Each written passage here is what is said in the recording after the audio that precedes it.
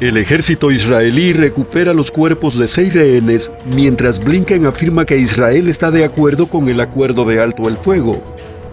El secretario de Estado, Antony Blinken, partió de Israel rumbo a Egipto el martes, cuando los israelíes se enteraron de que las fuerzas de defensa de Israel habían recuperado los cuerpos de 6 rehenes.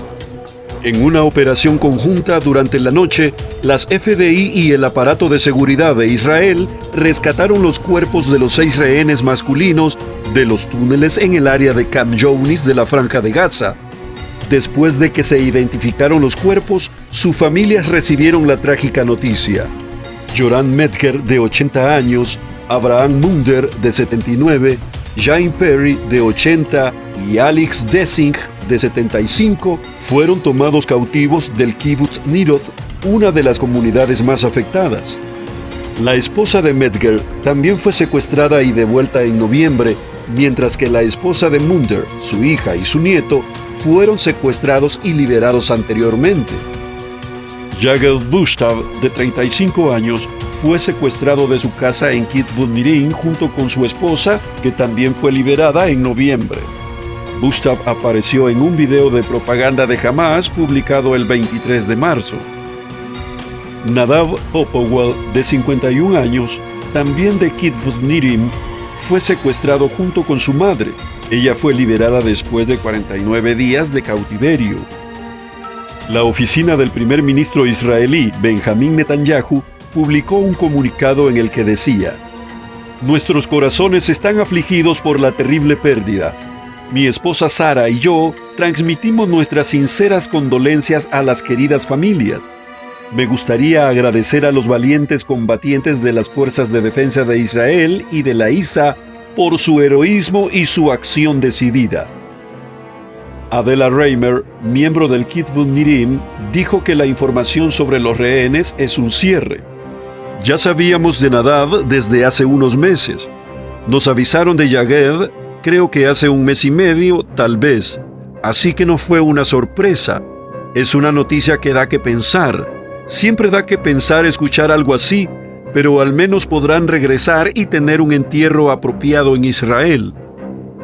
Adela Reimer cree que es importante devolver a los rehenes a sus familias lo antes posible, pero la situación es complicada. Adela Reimer declaró: «No hay una respuesta fácil. No hay una única respuesta buena. Si la hubiera, ya se la habría hecho. Por lo tanto, por un lado, tenemos que cuidar la seguridad de nuestro país. Por otro lado, tenemos que tener la responsabilidad de traer a esas personas a casa. Estas personas fueron secuestradas de sus hogares, de sus camas, en pijama y descalzas. Son personas de todas las edades que no tenían por qué haber sido secuestradas en primer lugar. Ya saben, es bastante malo cuando se trata de un soldado secuestrado en el cumplimiento del deber.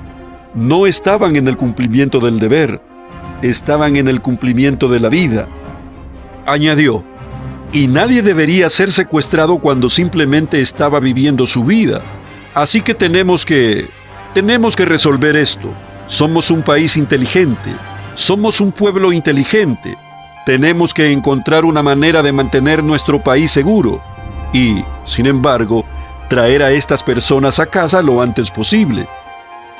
El rescate de los 6 cuerpos se produce cuando el acuerdo de alto el fuego para poner fin a la guerra en Gaza y liberar a los rehenes parecía prácticamente muerto en las últimas 48 horas. El secretario Blinken anunció que Estados Unidos y otros mediadores presentaron una propuesta que cierra la brecha que separa a Israel y a Hamas. Blinken indicó el lunes que Netanyahu había firmado. En una reunión muy constructiva con el primer ministro Netanyahu hoy, me confirmó que Israel acepta la propuesta de cierre, que la apoya. Ahora le corresponde a Hamas hacer lo mismo. Netanyahu dice que cree que Blinken entiende que Israel no puede aceptar ninguna condición de un acuerdo de alto el fuego que pueda amenazar a la nación judía. El primer ministro Benjamín Netanyahu afirmó: «También aprecio enormemente la comprensión que Estados Unidos ha demostrado por nuestros intereses de seguridad, vitales como parte de nuestro esfuerzo conjuntos para lograr la liberación de nuestros rehenes. Me gustaría destacar los esfuerzos para liberar a un número máximo de rehenes vivos y en la primera etapa del acuerdo.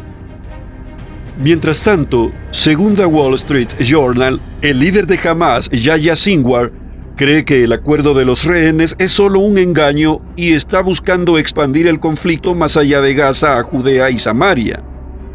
Irán sigue prometiendo que castigará a Israel por el asesinato en Teherán del líder de Hamas, Ismail Haniyeh, para castigar a Israel en el momento adecuado.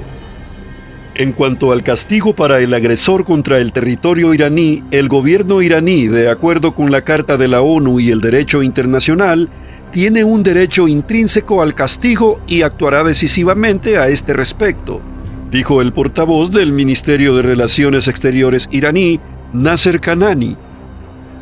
Blinken afirmó que Estados Unidos ha desplegado activos adicionales en la región para disuadir un ataque de ese tipo y responder si ocurre un ataque.